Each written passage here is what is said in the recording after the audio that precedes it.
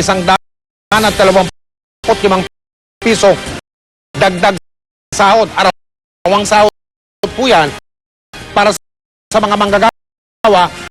Ayon kay Pacquiao, minsan din siyang naging manggagawa. Kaya alam niya kung paano magtiis sa kakarampot na sweldo. Nakatutok si Maris Sumali.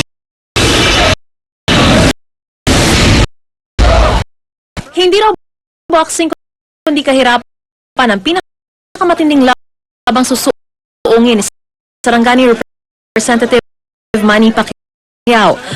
At kanina nga, pinirmahan ni Pacquiao ang House Bill 375 o ang panukala para mabigyan ng karagdagang 125 peso across the board wage hike ang mga manggagawa. Sa tingin ko, kailangan na ipatupad at mapasa na yung 125 na dagas.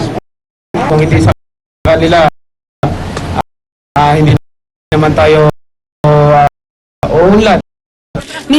Minsan na rin daw siyang naging obrero at hindi raw biro ang kanyang pinagdaanan.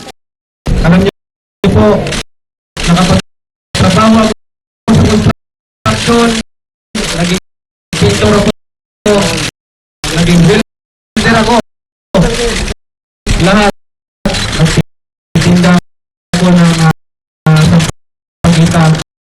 Kung ano-ano na lang ang mga trabaho ang pinasukan ko. Para lang may makain. Ngayon, ang ating suporta ay maasahan nyo. Kaya raw malapit ang loob niya sa mga manggagawa.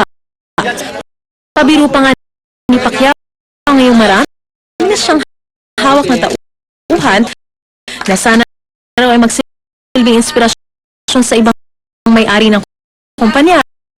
Dati ako manggagawa. Ngayon marami akong mga trabahante na nagtatrabaho sa akin at lahat sila satisfied sa mga binibigay kong paso sa kanila. Napag-iwanan na raw tayo ng ibang bansa na nagbibigay ng mas mataas na sweldo sa mga manggagawa. Immediate economic relief lang, no? Malayo pa rin talaga doon sa 957 pesos na cost of living.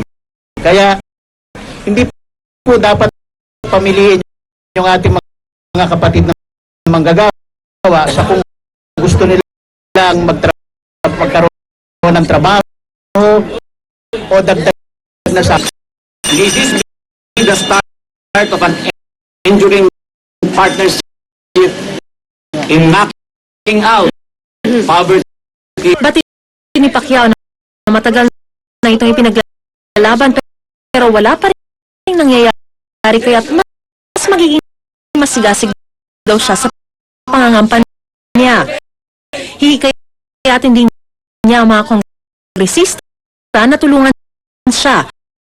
Di naman daw niya babanggain ang mga employer pero pakikiusapan na ibigay ang nararapat sa mga manggagawa. Sasali rin siya sa June 16 sa pambansang araw ng mga manggagawa. Mariz Umali, nakatutok 24 oras. Nagsimula